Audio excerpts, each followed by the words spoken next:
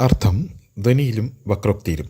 പ്രബന്ധ അവതാരകൻ doctor Naushad S, oriental research institute, Kerala സർവകലാശാല. പ്രബന്ധത്തിലേക്ക് സ്വാഗതം. എന്താണ് കാവ്യാർത്ഥം എന്ന ചോദ്യത്തിന് രസം എന്ന ഉത്തരമായിരിക്കും സംസ്കൃത കാവ്യശാസ്ത്രം നൽകുക. എങ്ങനെയാണ് കാവ്യാർത്ഥം നിർമ്മിതമാകുന്നത്? എന്താണ് കാവ്യാർത്ഥത്തിൻ്റെ നിർണായക മാനദണ്ഡം എന്ന ചോദ്യം പക്ഷേ എക്കാലത്തെയും കാവ്യശാസ്ത്ര പദ്ധതികളുടെ സംവാദാത്മക പ്രമേയമാണ്. സംസ്കൃതത്തിലെ ആദ്യകാല കാവ്യശാസ്ത്ര ഗ്രന്ഥമായ കാവ്യാലങ്കാരത്തിൻ്റെ പരികൽപ്പനയും മറ്റൊന്നല്ല. ഭാമകൻ അതിലെഴുതുന്നു: സൂര്യൻ അസ്തമിച്ചു, ചന്ദ്രൻ പ്രകാശിക്കുന്നു, പക്ഷികൾ ചേക്കേറുന്നു. ഇത്തരത്തിലുള്ളവ കാവ്യമല്ല, വാർത്ത എന്നാണ് പറയുക എന്ന് ഭാമഹൻ പറയുന്നു. വാർത്ത എന്ന സാമാന്യ വ്യവഹാരത്തിൽ നിന്ന് കവിത എന്ന സവിശേഷ വ്യവഹാരം എപ്രകാരമാണ് വ്യതിയാനപ്പെടുന്നത് എന്ന അന്വേഷണമാണ് ഭാമഹനാദികളായ സംസ്കൃതാലങ്കാരികന്മാരെ പുതിയ അന്വേഷണ പദ്ധതികളിലേക്ക് നയിക്കുന്നത്. അലങ്കാരം, രീതി, ഗുണം തുടങ്ങിയവ പ്രകാരം രൂപപ്പെട്ട കാവ്യസിദ്ധാന്തങ്ങളാണ്. പക്ഷേ അവയൊക്കെ നിലവിലിരിക്കുന്ന ഭാഷയുടെ ആധികാരികതയെ അംഗീകരിച്ചു കൊണ്ട് തന്നെയാണ് കാവ്യാർത്ഥം എന്ത് എന്ന് ആരാഞ്ഞത്. അതായത് ഭാഷയുടെ അസ്തിത്വത്തെ ചോദ്യം ചെയ്യുകയോ മുറിപ്പെടുത്തുകയോ ചെയ്യാനുള്ള കെൽപ്പ് അത്തരം കാവ്യശാസ്ത്ര പദ്ധതികൾക്ക് ഉണ്ടായിരുന്നില്ല എന്ന് നമ്മൾ മനസ്സിലാക്കണം. ഭാഷയ്ക്കുള്ളിലെ ഭാഷയോ ഭാഷയ്ക്കുപരിയായ ഭാഷയോ ആണ് കാവ്യാർത്ഥം എന്ന സാഹസിക ഭാഷാ പ്രക്രിയയിലേക്ക് ഇന്ത്യൻ കാവ്യ ദർശനം വികസിതമാകുന്നത് അല്ലെങ്കിൽ പരിവർത്തിതമാകുന്നത് ആനന്ദവർദ്ധനൻ്റെ ധ്വനിദർശനത്തോടൊപ്പം തന്നെയാണ്. ഉത്തമ കവിതയുടെ രസം, അർത്ഥം വ്യംഗ്യമാണ് എന്നും അത് ധ്വനിയിൽ നിഗൂഹനം ചെയ്യപ്പെട്ടിരിക്കുന്നുവെന്നും ആനന്ദവർദ്ധനൻ ധ്വന്യാലോകത്തിൽ സിദ്ധാന്തിച്ചു. അതാണ് രസധ്വനി, ധ്വനിയുടെ രസം. അതുതന്നെ കാവ്യാത്മാവ്. അതുള്ള കാവ്യം ധ്വനികാവ്യം. ധ്വന്യാലോകം മൂന്നാം ഉദ്യോതമാണ് പ്രകരണം. സംസ്കൃത കാവ്യശാസ്ത്രം അഭിവീക്ഷിക്കുന്ന ശബ്ദാർത്ഥ സിദ്ധാന്തങ്ങളുടെ അടിസ്ഥാന തത്വങ്ങൾ ഇതാണ്. ശബ്ദം മൂന്ന് വിധം: വാചകം, ലക്ഷകം, വ്യഞ്ജകം.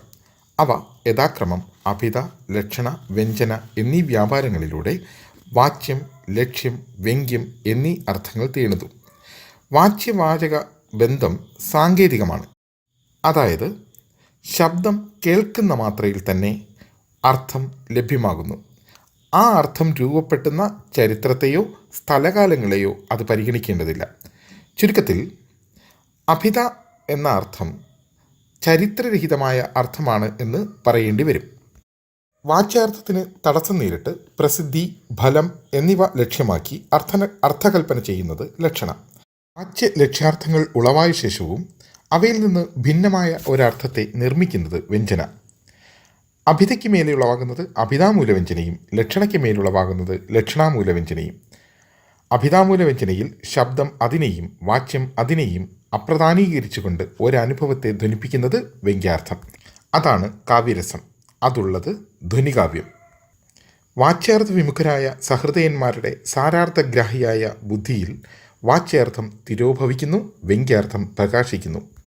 ശ്രദ്ധേയമായ ഏറ്റവും പ്രധാനപ്പെട്ട വസ്തുത എന്ത് എന്ന് ചോദിച്ചാൽ, അർത്ഥം അതിനെയും ശബ്ദം അതിനെയും അപ്രധാനീകരിച്ചു കൊണ്ടുണ്ടാകുന്ന ഒരർത്ഥമാണ് വ്യംഗ്യാർത്ഥം എന്ന നിർവചനത്തിലാണ്. ഹേതുവായിത്തീരുന്ന കാവ്യാർത്ഥത്തിൻ്റെ ഭൂതമായിത്തീരുന്ന ശബ്ദവും അർത്ഥവും പൂർണ്ണമായും അപ്രധാനീകരിക്കപ്പെട്ട് ഇല്ലാതാക്കപ്പെട്ട് അവ നിരസിക്കപ്പെട്ട് ഉണ്ടാക്കിയെടുക്കപ്പെടുന്ന മറ്റൊരർത്ഥത്തെയാണ് വ്യംഗ്യാർത്ഥം എന്ന് ആനന്ദവർദ്ധനൻ വിശേഷിപ്പിക്കുന്നത്.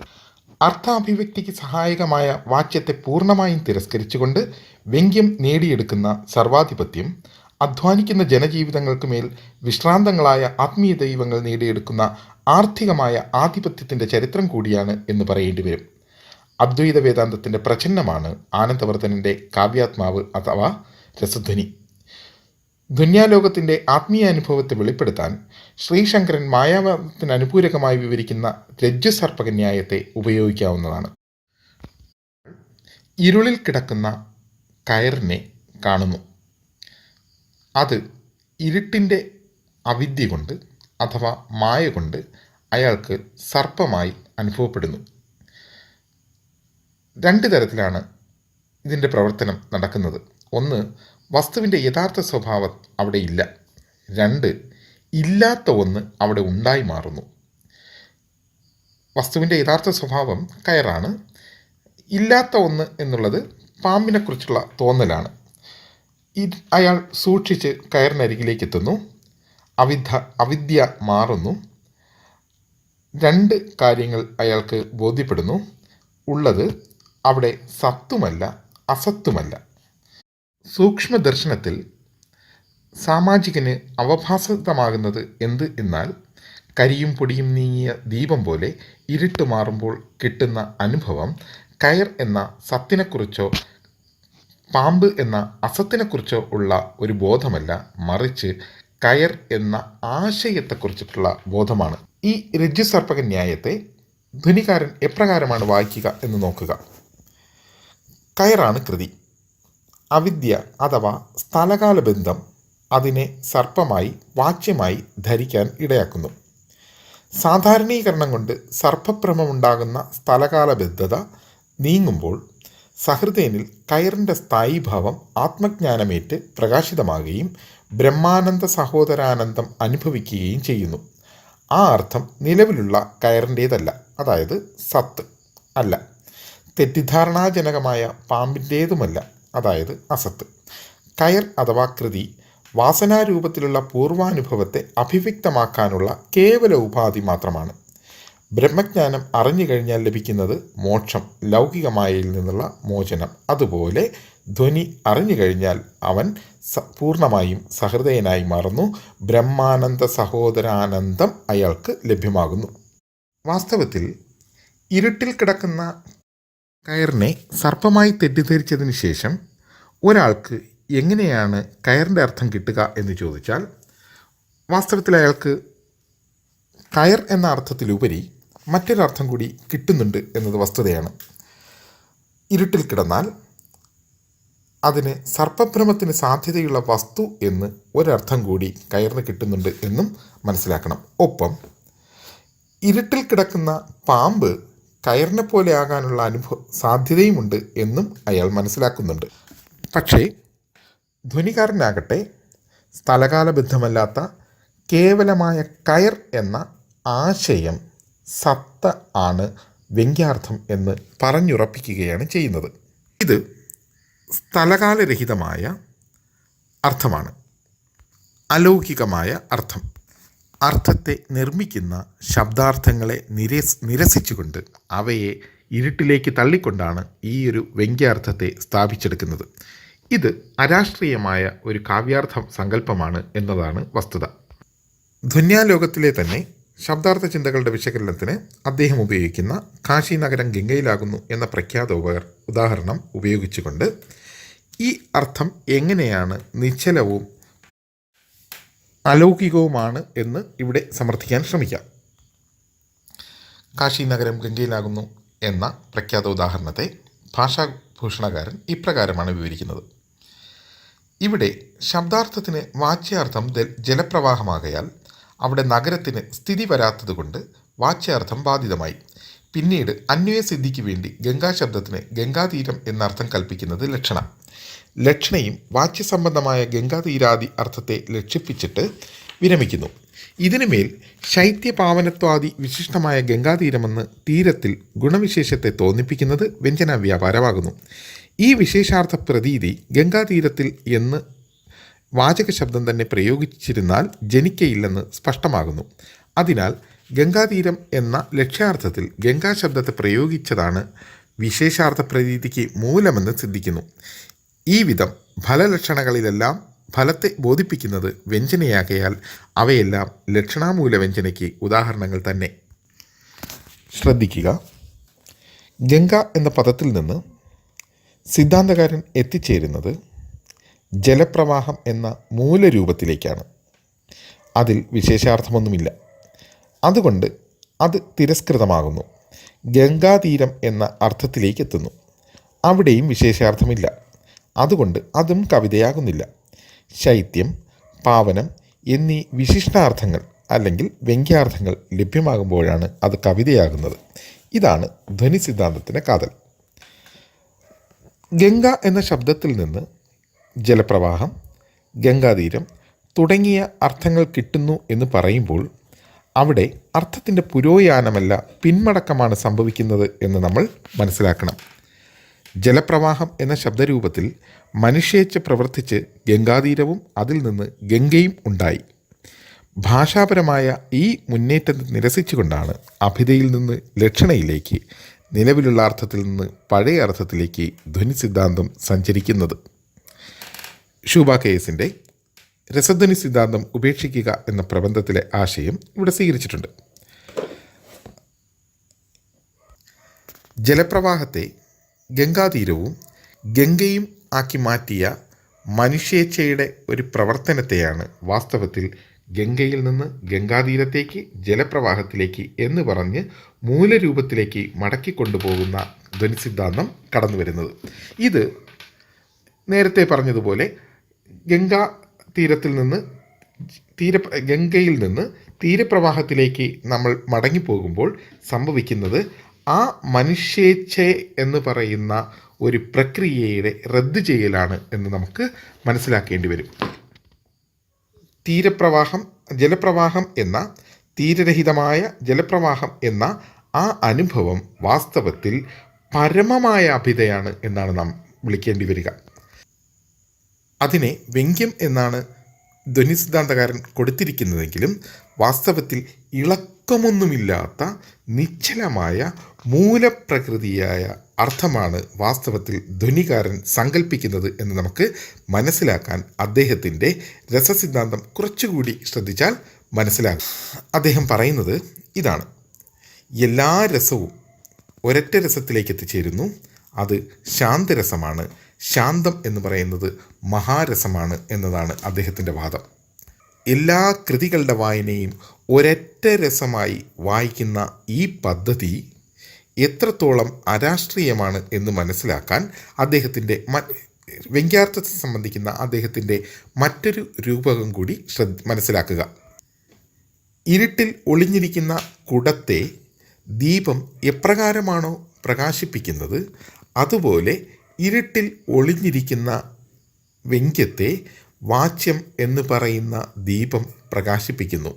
വ്യംഗ്യം കിട്ടിക്കഴിഞ്ഞാൽ പിന്നെ വാച്യത്തിന് പ്രസക്തിയില്ലല്ലോ എന്നും അദ്ദേഹം ധ്വന്യാലോകത്തിൽ എഴുതുന്നു.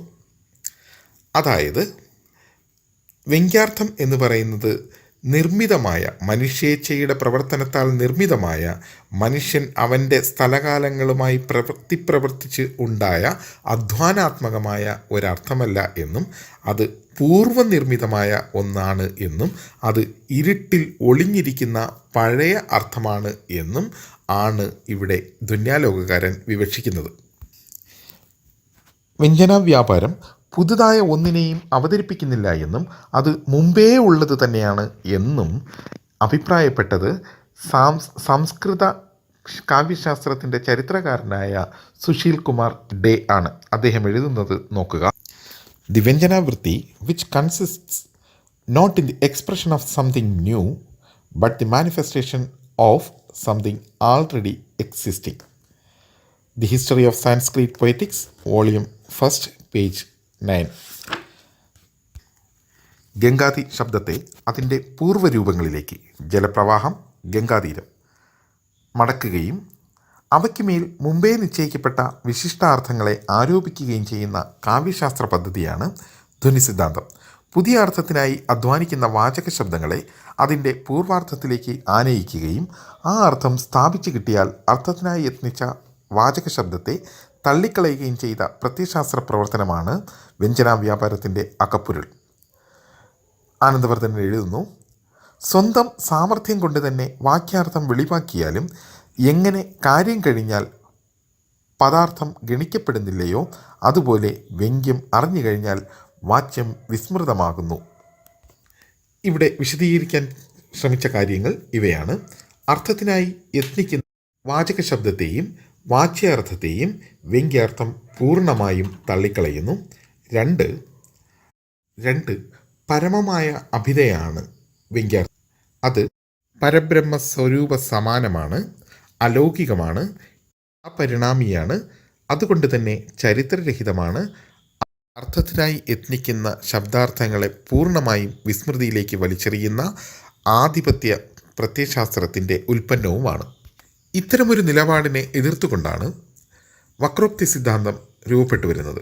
അത് ധ്വന്യാലോകത്തിൻ്റെ കൗണ്ടർ ഡിസ്കോഴ്സാണ്. ശബ്ദാർത്ഥ സഹിതമാണ് കാവ്യം എന്ന ഭാമക നിർവചനത്തെ പരിഹാസരൂപേണയാണ് കുന്തകൻ തള്ളിക്കളയുന്നത്. എല്ലാം ശബ്ദാർത്ഥ സഹിതം തന്നെ, പിന്നെന്തിന് അത് ഒരു നിർവചനമായി രൂപപ്പെടുത്തുന്നു എന്ന് കുന്തകൻ ചോദിക്കുന്നു. എന്നിട്ട് അദ്ദേഹം കവിതയ്ക്കൊരു നിർവചനം നൽകുന്നു.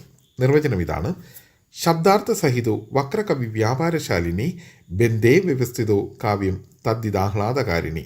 ശബ്ദാർത്ഥ സഹിതവും കവിയുടെ വക്രവ്യാപാരത്താൽ, സുന്ദരമായ വ്യാപാരത്താൽ രൂപപ്പെട്ടതുമായ പ്രബന്ധമാണ് കവിത എന്നും അത് അവന് തദ്ദിത്, അവന് ആഹ്ലാദം കൊടുക്കുന്നത് ആണ് എന്നും അദ്ദേഹം വിശദീകരിക്കുന്നു. വ്യംഗ്യാർത്ഥത്തെ വക്രോക്തികാരൻ അംഗീകരിക്കുന്നില്ല. അഭിതയാണ് അദ്ദേഹത്തിൻ്റെ കാഴ്ചപ്പാടിൽ കവിതയുടെ അർത്ഥം. പക്ഷേ കേവലമായ അഭിതയല്ല, മറിച്ച് വിചിത്രമായ അഭിതയാണ് അദ്ദേഹം ലക്ഷ്യമാക്കുന്നത്. എന്താണ് വിചിത്രമായ അഭിത? ശബ്ദാർത്ഥങ്ങളെക്കുറിച്ചുള്ള അദ്ദേഹത്തിൻ്റെ മൗലികമായ കാഴ്ചപ്പാടിൽ നിന്ന് അവ എന്താണ് എന്ന് നമുക്ക് മനസ്സിലാക്കാം. ശബ്ദാർത്ഥങ്ങൾ സഹിതമാണ്, പക്ഷേ അവ സ്പർദ്ധിതവുമാണ് എന്ന് അദ്ദേഹം കൂട്ടിച്ചേർക്കുന്നുണ്ട്. അതായത് ഉപകരിക്കപ്പെടുന്ന ശബ്ദാർത്ഥങ്ങൾ എപ്രകാരമാണോ തങ്ങളുടെ സ്ഥലകാലങ്ങളോട് സംഘർഷത്തിലേർപ്പെടുന്നത്, അപ്പോഴാണ് അത് കവിതയായി തീരുന്നത് എന്ന് അദ്ദേഹം തിരിച്ചറിയുന്നുണ്ട്. നിലവിലിരിക്കുന്ന സ്ഥലകാലങ്ങളെ മാറ്റിമറിക്കുന്ന, സ്വയം മാറിമറിയുന്ന പരിണാമ സ്വഭാവിയായ ശബ്ദാർത്ഥമാണ് വിചിത്രമായ അഭിതയായി കുന്തകൻ അഭിവീക്ഷിക്കുന്നത് എന്ന് പറയണം. കുന്തകൻ്റെ ശബ്ദാർത്ഥങ്ങളെക്കുറിച്ചിട്ടുള്ള ഈ മൗലികമായ സങ്കല്പനത്തെ തിരിച്ചറിയുന്നത്, ഒരുപക്ഷെ ഏറ്റവും ഗംഭീരമായി തിരിച്ചറിയുന്നത് കൃഷ്ണചൈതന്യയാണ് എന്ന് നമുക്ക് കണ്ടെത്താം. അദ്ദേഹം സംസ്കൃതത്തിൻ്റെ സാഹിത്യ തത്വചിന്ത എന്ന പുസ്തകത്തിൽ ഇപ്രകാരം എഴുതുന്നുണ്ട്: ഈ സ്പർദ്ധ മൗലിക സാഹിത്യത്തിന് വിരുദ്ധമല്ല എന്നാണ് മനസ്സിലാക്കേണ്ടത്. ആ സ്പർദ്ധ രസാവിഷ്കരണമാകുന്ന പൊതുലക്ഷ്യം നേടാനുള്ള മത്സര രൂപത്തിലുള്ള ഒരു സഹകരണമാണെന്നർത്ഥം. ഇവിടെയും കുന്തകൻ തൻ്റെ തത്വത്തെ കാവ്യനിമിഷത്തിന് മാത്രമല്ല സമ്പൂർണ്ണ കൃതിക്കും ബാധകമാക്കുന്നു. പദങ്ങൾ തമ്മിലും വേണം ഈ മത്സരം, ആശയങ്ങൾ തമ്മിലും വേണം. ഇങ്ങനെ വാഗർത്ഥങ്ങളുടെ പരസ്പര സഹിതവും സ്പർദ്ധിതവുമായ കാവ്യം നിലവിലിരിക്കുന്ന അർത്ഥങ്ങളോട് ഏറ്റുമുട്ടി നൂതനാർത്ഥങ്ങളെ പ്രാപിക്കുന്നു. ഈ നൂതനാർത്ഥങ്ങൾ അഭിത തന്നെയാണ്, പക്ഷേ അത് വിചിത്രമാണെന്ന് മാത്രം. അലങ്കൃതമായ വാച്യമാണ് വക്രോക്തി. വൈദഗ്ധ്യഭംഗി ഭണിതി. വൈദഗ്ധ്യമെന്നാൽ കവികർമ്മകൗശലം, അതിൻ്റെ ഭംഗി വിച്ചിത്തി അഥവാ സൗന്ദര്യം. ആ വിച്ചിത്തിയോടുകൂടിയ ഭണിതി ആണ് വൈദഗ്ധ്യഭംഗി ഭണിതി. വക്രോക്തി വിചിത്രമായ അഭിതയാകുന്നത് ഇങ്ങനെയാണ്: ഭാഷയുടെ സർവ്വസാധ്യതകളെയും ഉപയോഗിച്ചു കണ്ടാണ് ഭാഷയ്ക്കുള്ളിൽ നിന്ന് മറ്റൊരു ഭാഷയെ അദ്ദേഹം നിർമ്മിക്കുന്നത്. നിലവിലിരിക്കുന്ന ഭാഷയിൽ നിന്ന് ഭിന്നമായ, എന്നാൽ അതിൻ്റെ തുടർച്ചയായ കവിത ഒരപൂർവ വസ്തുവാണ്. പൂർവമല്ലാത്തത് എന്ന അർത്ഥത്തിലേക്ക് നിലവിലിരിക്കുന്ന ഭാഷയ്ക്കുള്ളിൽ നിന്ന് മറ്റൊരു ഭാഷയെ നിർമ്മിക്കുന്ന ഒരു വസ്തുവായി കവിത മാറുന്നത് ഈ വിചിത്രമായ അഭിതയിലൂടെയാണ് എന്നതാണ് വസ്തുത. അത് കവിത എന്നത്, ആ ഭാഷ എന്നത്, കാവ്യഭാഷ എന്നത് വർണ്ണം മുതൽ പ്രബന്ധം വരെ വികസിച്ച് നിൽക്കുന്ന ഒരു അനുഭവമായി അദ്ദേഹം മുന്നോട്ട് വയ്ക്കുന്നുണ്ട്. ഒരു ഭാഷാനുഭവമായി അദ്ദേഹം മുന്നോട്ട് വയ്ക്കുന്നുണ്ട്. പ്രധാനമായും നമുക്ക് കാണാവുന്നത് വർണ്ണം, പദം, പദം തന്നെ രണ്ട് രീതിയിൽ, പ്രകൃതി, പ്രത്യയം, വാക്യം, പ്രകരണം, പ്രബന്ധം, ഇങ്ങനെ 6 രീതിയിൽ വക്രതകൾ ഉണ്ടാകുന്നു എന്ന് കുന്തകൻ വാദിക്കുന്നു. നിലവിലിരിക്കുന്ന ജീവിതത്തെയും കൃതികളെയും സ്ഥലകാലത്തെയും ഇളക്കി മറിക്കുന്ന, പരിണാമിയാക്കി മാറ്റുന്ന ശബ്ദാർത്ഥ പ്രക്രിയയെയാണ് വക്രോക്തിയായി, പുതിയ കവിതയായി അദ്ദേഹം നിരീക്ഷിക്കുന്നത്. വക്രോക്തിക്ക് ഉദാഹരണമായി അദ്ദേഹത്തിൻ്റെ കൃതിയിൽ ഒരു കൃതിയെ, ഉദാത്തരാഗമം എന്നൊരു കൃതിയെ അദ്ദേഹം മുന്നോട്ട് വയ്ക്കുന്നുണ്ട്. പ്രകരണ വക്രതയ്ക്ക് ഉദാഹരണമായാണ് ഉദാത്തരാഗമത്തെ അദ്ദേഹം മുന്നോട്ട് വയ്ക്കുന്നത്. രാമായണത്തിലെ ഒരു നിർണായക സന്ദർഭത്തെ മാറ്റി എഴുതിയ കൃതിയാണ് ഉദാത്തരാഗമം. സന്ദർഭം ഇതാണ്: മൃഗമായ മാരീചന് പിന്നാലെ രാമൻ പോകുന്നു. രാമൻ അപകടത്തിൽപ്പെടുന്നു. ലക്ഷ്മണൻ പിന്നാലെ പോകുന്നു. ഈ സന്ദർഭത്തെ ഉദാത്ത രാഘവകാരൻ മാറ്റി എഴുതുന്നത് ഇങ്ങനെയാണ്. മാരീചന് പിന്നാലെ ആദ്യം പായുന്നത് ലക്ഷ്മണൻ അപകടത്തിൽപ്പെടുന്നു. രാമൻ പിന്നാലെ പായുന്നു. ഉദാത്തരാഗമം നാടകം നിരൂപണം ചെയ്തുകൊണ്ട് കുന്തകൻ ഇപ്രകാരം എഴുതുന്നു. രാമായണ കാവ്യത്തിലെ 2 പ്രശ്നങ്ങളെ ഉദാത്തരാഗമം നാടകം പരിഹരിക്കുന്നു. 1. തൻ്റെ സഹായി അരികിലിരിക്കെ രാമൻ തൻ്റെ ആവശ്യാർത്ഥം സ്വയം ചാടിപ്പുറപ്പെടേണ്ടിയിരുന്നില്ല. 2. വീരനും ബലവാനുമായ രാമനെ രക്ഷിക്കാൻ ബലം കുറഞ്ഞ ലക്ഷ്മണന് കഴിയും എന്ന് എങ്ങനെയാണ് നമുക്ക് വിശ്വസിക്കാനാകുക? അതായത് ആദർശവൽക്കരിക്കപ്പെട്ട രാമലക്ഷ്മണ സാഹോദര്യത്തെയാണ് ഉദാത്തരാഗവകാരൻ മറികടക്കുന്നത് എന്നതാണ് കുന്തകൻ്റെ വിവക്ഷിതം. രാമലക്ഷ്മണ ബന്ധം ഉടമ-അടിമ ബന്ധം എന്ന യാഥാർത്ഥ്യത്തെയാണ് ഉദാത്തരാഗവകാരൻ മുന്നോട്ട് വയ്ക്കുന്നതായി വക്രോക്തികാരൻ കണ്ടെത്തുന്നത്. പൂർവ്വജീവിതത്തിലും പൂർവ്വകൃതിയിലും മറഞ്ഞു കിടക്കുന്ന യഥാർത്ഥ അനുഭവങ്ങളെ വെളിപ്പെടുത്തുക എന്നതാണ് ഉത്തമ കവിതയുടെ ലക്ഷ്യമെന്നും അത് വിചിത്രമായ അഭിധേയിലൂടെ സാധ്യമാകുന്നു എന്നുമാണ് വക്രോക്തിയുടെ പൊരുൾ എന്ന് സാമാന്യമായി പറയാം. പൂർവകൃതി അവലംബിച്ച ആഖ്യാന സ്വരത്തെ ഛേദിച്ചുകൊണ്ട് പുതിയ ആഖ്യാന ശ്രമം നടത്തുമ്പോൾ അത് വക്രതയായി മാറുന്നു എന്ന് പ്രകരണ വക്രതയുടെ ഭാഗത്ത് കുന്തകൻ എഴുതുന്നുണ്ട്. രാമായണ കാവ്യത്തിൻ്റെ പുനർവായനയായി മാറിയ ചിന്താവിഷ്ടയായ സീത വക്രതയാണ്. വലിച്ചെറിയപ്പെട്ട ജനതയാണ്, സീതയാണ് അവിടെ കർത്തൃത്വം. വലിച്ചെറിയപ്പെട്ട ജനതയ്ക്കുണ്ടായ അഭിമാനക്ഷതമാണ് അതിൻ്റെ പ്രമേയം. മാനഹാനിയാൽ ഒഴിയാത്താർത്തി മനുഷ്യനെ വരൂ ആശാൻ എഴുതുന്നുണ്ട്. അത് വലിച്ചെറിയപ്പെട്ട എന്നാൽ അഭിമാനിയായ ജനതയുടെ ജീവിത തത്വശാസ്ത്രമാണ്. സ്വദേശത്തേക്ക്, സ്വഗൃഹത്തിലേക്ക് നിനക്ക് പ്രവേശനം സാധ്യമാകണമെങ്കിൽ നീ കൃത്യമായ രേഖകൾ ഹാജരാക്കണം എന്ന് പറയുന്ന ഭരണാധികാരിൻ്റെ മുന്നിൽ ആത്മാഭിമാനിയായ ഒരു ജനത എങ്ങനെ പ്രതികരിക്കും എന്നുള്ളതാണ് ചിന്താവിഷ്ടയായ സീതയുടെ പുതിയ കാലാർത്ഥം എന്ന് നമ്മൾ മനസ്സിലാക്കേണ്ടതുണ്ട്. അത് നിലവിലിരിക്കുന്ന എല്ലാ അർത്ഥങ്ങളോടും സംഘർഷപ്പെട്ടാണ് പുതിയ അർത്ഥം നിർമ്മിതമാകുന്നത്. കരുണത്തിൽ നിന്നും ശാന്തത്തിലേക്ക് സഞ്ചരിക്കുന്ന അരാഷ്ട്രീയമായ അനുഭവമല്ല ചിന്താവിഷ്ടയായ സീതയുടെ പൊരുൾ. ആത്മാഭിമാനിയായ ജനത സ്വദേശത്തേക്ക്, സ്വഗൃഹത്തിലേക്ക് മടങ്ങുമ്പോൾ എന്തിന് രേഖകൾ സമർപ്പിക്കണം എന്ന ചോദ്യം ആ കൃതി ഉന്നയിക്കുന്നുണ്ട്. നിന്റെ ഉണ്മ, ആർദ്രതയും ധർമ്മവും മുമ്പേ വെടിഞ്ഞുപോയ ഒരു ഭൂപന് മുന്നിൽ ആത്മാഭിമാനിയായ ജനത എങ്ങനെ പ്രതികരിക്കണം എന്ന ചോദ്യത്തിന് ഉത്തരമാണ് സീതയുടെ മിണ്ടാതെയുള്ള ലോകം വെടിയൽ എന്ന് ആശാൻ കണ്ടെത്തുന്നു. അത് രാമായണ കാവ്യത്തിൽ അപനയിക്കപ്പെട്ടിട്ടില്ല എന്ന് ശപഥം ചെയ്തുകൊണ്ട് ഭൂമി പിളർന്ന് അന്തർധാനം ചെയ്യപ്പെട്ട സീതയായിരുന്നു നായികാസ്ഥാനത്തെങ്കിൽ ചിന്താവിഷ്ടയായ സീതയിൽ കടന്നു വരുന്നത് മിണ്ടാതെ ലോകം വെടിയുന്ന ഒരു പെണ്ണാണ്. ആർദ്രതയും ധർമ്മവും നിശേഷം ഇല്ലാതായ ഒരു ഭരണാധികാരിക്ക് മുന്നിൽ ആത്മാഭിമാനിയായ ഒരു ജനതയ്ക്ക് ഒന്നും സംസാരിക്കാനില്ല എന്ന് തന്നെയാണ് ആശാൻ ചിന്താവിഷ്ടയായ സീതയിലൂടെ പ്രഖ്യാപിച്ചത്. അത് രാമായണ കാവ്യത്തിൻ്റെ നിലവിലിരിക്കുന്ന എല്ലാ അർത്ഥങ്ങളുടെയും ലംഘനം കൂടിയായിരുന്നു, നിഷേധിക്കൽ കൂടിയായിരുന്നു.